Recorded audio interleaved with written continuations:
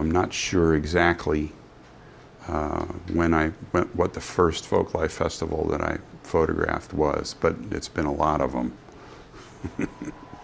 I've got the t-shirts to prove it. I'm Rich Strauss. I'm a chief photographer here at American History.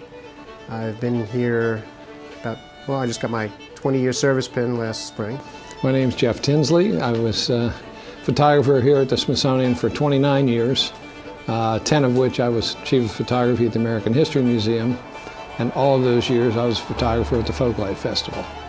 The vastness of it and the incredible music and sound and food smells, everything going on, it was amazing, just amazing. And as a photographer standpoint, at one point where do I begin?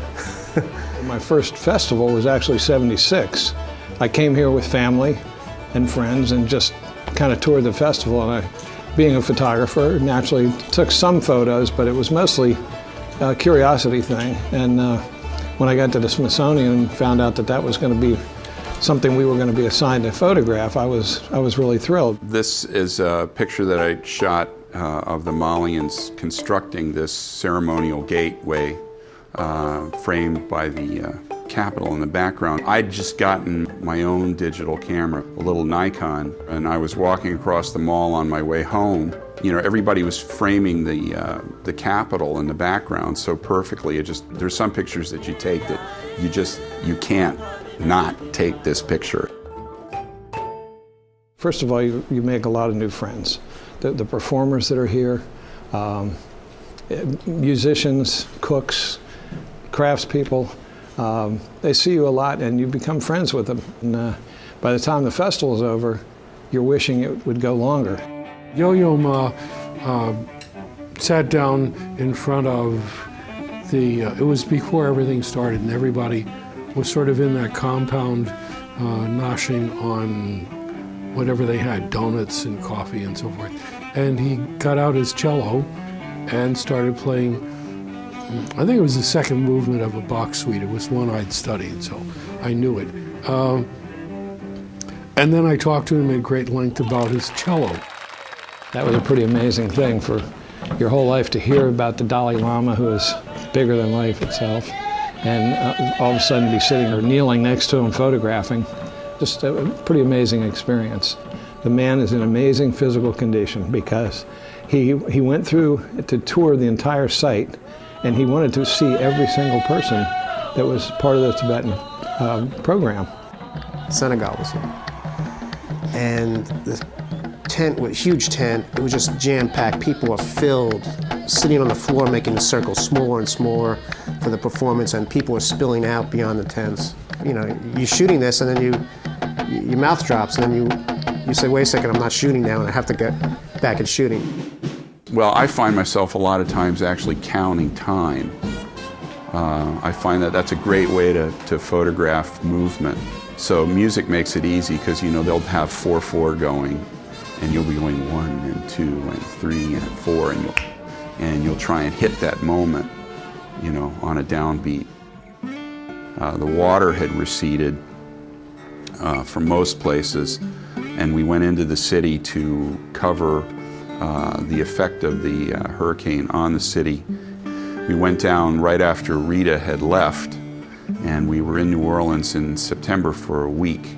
One gentleman who came up and played at the festival was Dr. White, and he had lost his entire collection of historical musical instruments that he had in his house. I mean, this was, you know, clarinets that would go back to, you know, the early days of music in New Orleans, and all of them had been, you know, absolutely flooded and lost. And there he was on stage, you know, playing that music from New Orleans, and there was just, you know, a spirit of, I am not beaten.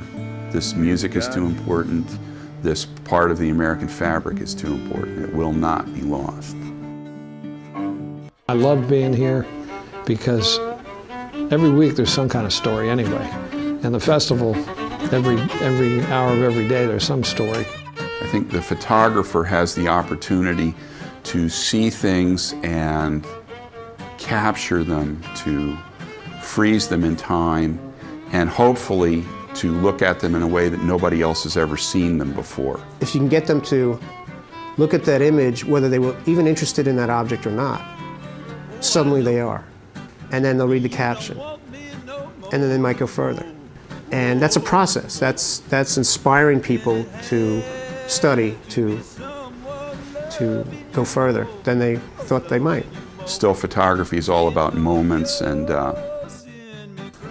so to me it might be a face that's interesting, it might be a gesture. If it's very colorful, I'll say, okay, right now I'm going to go look for color schemes that are analogous color schemes or complementary color schemes, or I'll go out with a super wide lens, or I'll go back with a long telephoto lens, and it sort of gives me a fresh look at what everybody's looking at. Yeah, the idea is to get away from the easy shooting angle of where you stand.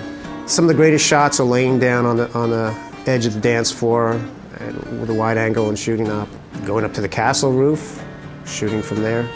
I usually, especially with stage shows, I'm usually the guy on my belly crawling at the foot of the stage. So, well, this was a gospel group. The youngest member of the group was this young kid playing lead guitar. And what I start noticing is, and I'm shooting the whole time, is that he keeps going farther and farther back. He's leaning farther and farther back with the guitar to the point where one of the gentlemen is actually sort of supporting his head with his hand. I think I love, most of all, photographing music. I've always been a person who decided that to get up and see the whole scope of things was something that was going to be a unique view that none of those people on the ground would ever get. I've been known to hang out of the side of the helicopter when they took the door off, just put a belt around me and be able to swoop over the crowd, but also just to show the scene of the whole thing. The scope of it is amazing. Well, you never see anything like this. You start seeing things happen, people from all over the world, all gathered together.